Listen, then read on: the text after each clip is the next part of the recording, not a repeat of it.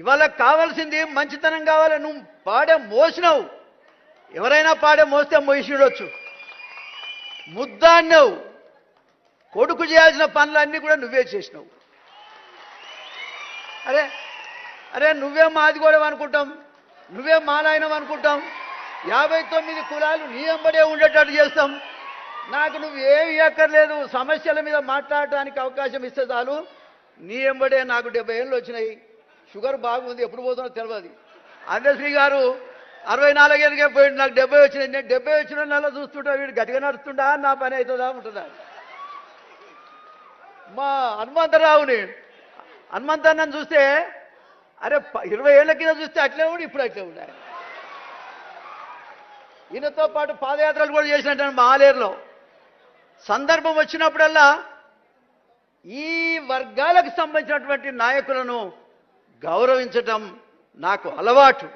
నా జీవితంలో తెలిసో తెలియకో నేను 6 సార్లు గెలిచిన ముఖ్యమంత్రి గారు.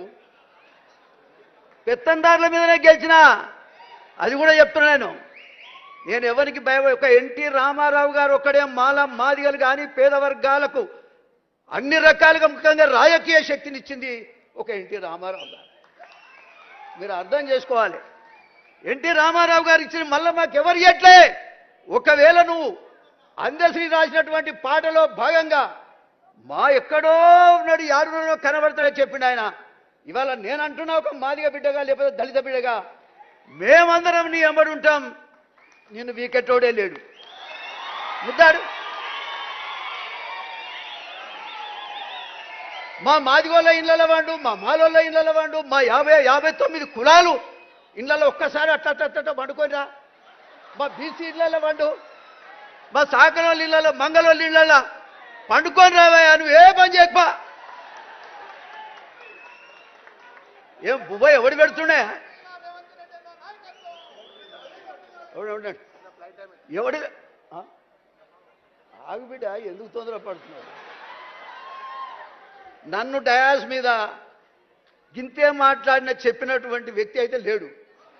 కానీ మా రేవంత్ రెడ్డి ఫస్ట్ టైమే చెప్పినాయా, నేను సరే మొట్టమొదట రేవంత్ రెడ్డి ముఖ్యమంత్రి అవుతాడు, నా తమ్ముడు అని చెప్పిన. నేను అందరికంటే మొట్టమొదట ప్రకటించింది నేను.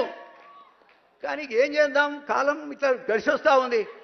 ఓకే, అయినా కూడా నాకే ఇబ్బంది ఏం లేదు. నేను అన్నీ చూసినా, అన్నీ చేసినా.